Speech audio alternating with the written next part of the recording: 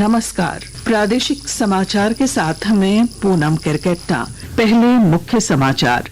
कलकत्ता में डॉक्टर की हत्या मामले में उच्चतम न्यायालय में हुई सुनवाई। कोर्ट ने सीबीआई को गुरुवार तक जांच की स्टेटस रिपोर्ट सौंपने का दिया आदेश। झारखंड में जूनियर डॉक्टरों की अनिश्चितकालीन हड़ताल के कारण राज्य भर में चिकित्सा सेवाएं हुई प्रभावित। रिम्स में भर्ती 400 से अधिक मरीजों ने छोड़ा अस्पताल। रक्षा राज्य मंत्री संजय सेठ ने दिल्ली में अग्निवीरों से किया संवाद। कहा, सुरक्षा की महत्वपूर्ण कड़ी हैं अग्निवीर। और पश्चिमी सिंहभूम पुलिस ने प्रतिबंधित उग्रवादी संगठन पीएलएफआई के एक उग्रवादी को किया गिरफ्तार। और अब समाचार विस्तार से। कोलकाता में हुए रेजिडेंट डॉक्टर के साथ दुष्कर्म और हत्या के मामले में आज सर्वोच्च न्यायालय में सुनवाई हुई। मामले की सुनवाई करते हुए भारत के मुख्य न्यायाधीश डीवाई चंद्रचूड़ ने कहा कि ये देश भर में डॉक्टरों की सुरक्षा का मामला है, इसलिए हमने स्वतः संज्ञान लिया। कोर्ट ने कहा कि सीबीआई गुरुवार तक जांच की स्टेटस रिपोर्ट दे। यह संवेदनशील मामला है। सर्वोच्च न्यायालय में मुख्य न्यायाधीश डीवाई चंद्रचूड़, जस्टिस जेबी पारदीवाला और जस्टिस मनोज मिश्र की बेंच में सुनवाई हुई। पश्चिम बंगाल के आरजी कर मेडिकल कॉलेज और अस्पताल में हुई घटना में पूरे देश को झकझोर दिया है। कलकत्ता उच्च न्यायालय में इस मामले की सुनवाई पहले से ही हो रही है। उच्च न्यायालय ने मामले की जांच केंद्रीय अन्वेषण ब्यूरो को सौंपने का आदेश दिया था। इस मामले को लेकर झारखंड में जूनियर डॉक्टरों की अनिश्चितकालीन हड़ताल के कारण राज्य भर में चिकित्सा सेवाएं प्रभावित हुई हैं। हमारे संवाददाता ने खबर दी है कि अब तक 10,000 से अधिक मरीजों को उचित इलाज नहीं मिल रहा है। रांची के Rajendra institute of medical sciences RIMS में भर्ती 400 से अधिक मरीजों ने अस्पताल खाली कर दिया है, क्योंकि उन्हें डॉक्टरों से इलाज नहीं मिल रहा था। ओपीडी सेवा ठप होने से हर दिन काफी संख्या में मरीज वापस लौट रहे हैं। इधर इंडियन मेडिकल एसोसिएशन की झारखंड शाखा के सचिव प्रदीप कुमार सिंह ने बताया कि जब तक मांगे पूरी नहीं होती, अनिश्चितकालीन हड़ताल जारी रहेगी। देवघर एम्स में भी चिकित्सकों का विरोध प्रदर्शन देखने को मिला है। यहां के मेडिकल छात्रों और रेजिडेंट डॉक्टर्स ने रक्षाबंधन पर राखी की जगह एक दूसरे को काली पट्टी बांधकर विरोध जताया। विरोध कर रहे संस्थान के रेजिडेंट डॉक्टर आलोक कुमार ने आरोप लगाया कि आज डॉक्टर्स की सुरक्षा को लेकर सरकार गंभीर नहीं है। इस बीच सरकार ने सभी केंद्रीय अस्पतालों में सुरक्षा कर्मियों की तैनाती में 25% वृद्धि को मंजूरी दी है। मानक सुरक्षा प्रोटोकॉल के अलावा अस्पतालों की अपनी मांगों के आधार पर मार्शलों की तैनाती को भी मंजूरी दी गई है। इसके अतिरिक्त अस्पतालों में रेजिडेंट डॉक्टर्स के लिए सुरक्षा और सुविधाओं पर विचार करने के लिए महानिदेशक स्वास्थ्य सेवाओं की अध्यक्षता में एक समिति गठित की जाएगी। उधर पश्चिम बंगाल सरकार ने कोलकाता के आरजी कर मेडिकल कॉलेज और अस्पताल में आर्थिक अनियमितताओं की जांच के लिए 4 सदस्यीय विशेष जांच दल का गठन किया है। गढ़वा, पलामू और लातेहार के लिए मैया सम्मान योजना के लाभुकों को पहली किस्त की राशि कल जारी की जाएगी। मुख्यमंत्री हेमंत सोरेन योजना की राशि जारी करेंगे। चियांकी हवाई अड्डे पर उनका कार्यक्रम होगा। इस योजना की शुरुआत पाकुड़ से हो चुकी है। कार्यक्रम को लेकर पलामू जिला प्रशासन तैयारियों में जुट गया है।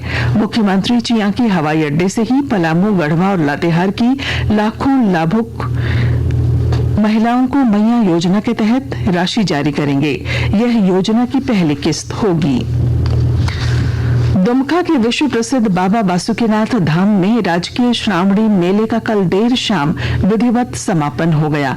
विस्तृत ब्यौरा दे रहे हैं हमारे संवाददाता। दुमका की विश्व प्रसिद्ध बाबा बासुकीनाथ धाम में राजकीय श्रावणी मेला महोत्सव कल देर शाम विधिवत रूप से संपन्न हो गया। समापन की संध्या पर बासुकीनाथ धाम स्थित पवित्र शिवगंगा सरोवर में भव्य महाआरती हुई। इस बार श्रावणी मेले में करीब 32 लाख कांवरियों ने बाबा बासुकीनाथ का जलाभिषेक किया और 4 करोड़ रुपए से भी अधिक का दान मिला। डाक कांवरियों की संख्या इस बार करीब 17,000 रही। शीघ्र दर्शनम की सुविधा का लाभ लेने वाले शिव भक्तों की संख्या इस साल 91,000 से बढ़कर 1,22,000 के करीब रही। बहरहाल श्रावणी मेले के समापन के साथ ही आज से 1 माह तक चलने वाला भादो मेला शुरू हो गया। आर के नीरद, आकाशवाणी समाचार, दुमका। आकाशवाणी के ताजा तरीन समाचारों के लिए आप हमारी वेबसाइट news.air.gov.in पर लॉग ऑन कर सकते हैं। ताजा समाचार X handle @AIR news alerts और Facebook page All India Radio News पर भी उपलब्ध है। आप प्रादेशिक समाचार एकांश के X handle @AIR news _Ranchi और फेसबुक इंस्टाग्राम पेज तथा YouTube channel AIR news Ranchi पर भी हमारे बुलेटिन सुन सकते हैं। प्रादेशिक समाचार आप आकाशवाणी रांची से सुन रहे हैं। रक्षा राज्य मंत्री संजय सेठ ने नई दिल्ली में अग्निवीरों से संवाद किया। इस दौरान उन्होंने अग्निवीरों का उत्साहवर्धन करते हुए कहा कि देश की सुरक्षा में उनकी भूमिका महत्वपूर्ण है। श्री सेठ ने अग्निवीरों को राष्ट्र का मजबूत आधार स्तंभ बताया। भाजपा के राज्यसभा सांसद आदित्य साहू ने पूर्व मुख्यमंत्री और झामुमो नेता चंपाई सोरेन की नाराजगी को लेकर जेएमएम की मंशा पर सवाल उठाया है। उन्होंने मुख्यमंत्री हेमंत सोरेन पर आरोप लगाया कि एक वरिष्ठ नेता को सीएम पद से नहीं हटाया जाना चाहिए था।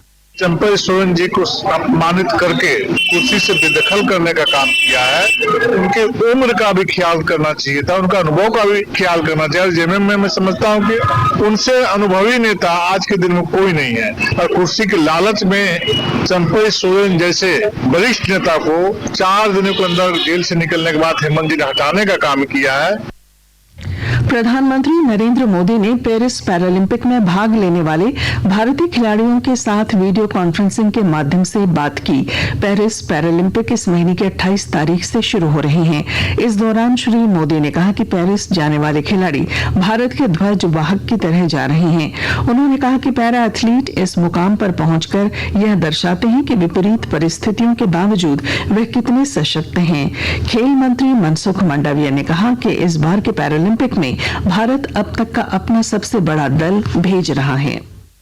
मुझे यह बताते हुए खुशी हो रही है कि इनमें से लगभग 50% एथलीट पहली बार पैरा ओलंपिक खेलों में भाग ले रहे हैं। हमारे लिए यह भी गर्व का विषय है कि भारतीय खिलाड़ियों ने टोक्यो पैरा ओलंपिक गेम्स में 19 पदक हासिल किए थे। इसी तरह पेरिस में भी ये एथलीट देश का नाम बढ़ाएंगे। लातेहार जिले में बरियातू थाना क्षेत्र के NH 22 पर एक बाइक पेड़ से जा टकराई। इस घटना में एक युवक की मौत हो गई, वहीं दूसरा गंभीर रूप से घायल हो गया है। इधर गोड्डा जिले के देवडाड़ थाना क्षेत्र में आज एक कार और बाइक की भिड़ंत हो गई। इसमें बाइक सवार की मौत हो गई, वहीं 2 अन्य गंभीर रूप से घायल हुए हैं। लातेहार जिले में मानव तस्करी के एक मामले की सुनवाई करते हुए प्रधान जिला एवं सत्र न्यायाधीश मनोज कुमार सिंह की अदालत ने दोषी सोनिया बेबी उर्फ सोनिया परवीन को 7 वर्ष के कारावास और 5,000 रुपए जुर्माने की सजा सुनाई है। उस पर एक लड़की को बहला फुसलाकर दिल्ली ले जाने का आरोप था। पश्चिमी सिंहभूम जिले के आनंदपुर थाना क्षेत्र में पुलिस ने प्रतिबंधित उग्रवादी संगठन PLFI के एक उग्रवादी को गिरफ्तार किया है। उसके पास से एक मोटरसाइकिल, कारतूस और लेवी वसूले जाने संबंधी कई दस्तावेज मिले हैं। पुलिस अधीक्षक आशुतोष शेखर ने बताया कि PLFI के 2 सदस्य भागने में सफल रहे, जबकि याकूब टूटी नाम के उग्रवादी को पकड़ा गया है। जिले के कई थानों में इसके खिलाफ 5 मामले भी दर्ज हैं। और अब मौसम विभाग ने आज और कल राज्य के 9 जिलों में भारी बारिश की संभावना जताई है। रांची, पलामू, गढ़वा, चतरा, कोडरमा, लातेहार, लोहरदगा सहित कई जिलों में भारी बारिश होगी। मौसम वैज्ञानिक ने वज्रपात को लेकर येलो अलर्ट जारी किया है। पिछले 24 घंटों के दौरान धनबाद जिले में 100 मिलीमीटर से अधिक बारिश दर्ज की गई, वहीं रांची में 16.8 मिलीमीटर बारिश हुई है। और अब बुलेटिन के आखिर में मुख्य समाचार एक बार फिर। कलकत्ता में डॉक्टर की हत्या मामले में उच्चतम न्यायालय में हुई सुनवाई। कोर्ट ने सीबीआई को गुरुवार तक जांच की स्टेटस रिपोर्ट सौंपने का दिया आदेश। झारखंड में जूनियर डॉक्टरों की अनिश्चितकालीन हड़ताल के कारण राज्य भर में चिकित्सा सेवाएं हुई प्रभावित। रिम्स में भर्ती 400 से अधिक मरीजों ने छोड़ा अस्पताल। रक्षा राज्य मंत्री संजय सेठ ने दिल्ली में अग्निवीरों से किया संवाद। बाद कहा सुरक्षा की महत्वपूर्ण कड़ी हैं अग्निवीर। और पश्चिमी सिंहभूम पुलिस ने प्रतिबंधित उग्रवादी संगठन PLFI के एक उग्रवादी को किया गिरफ्तार। और इसके साथ ही आकाशवाणी रांची से प्रादेशिक समाचार का ये बुलेटिन समाप्त हुआ। नमस्कार।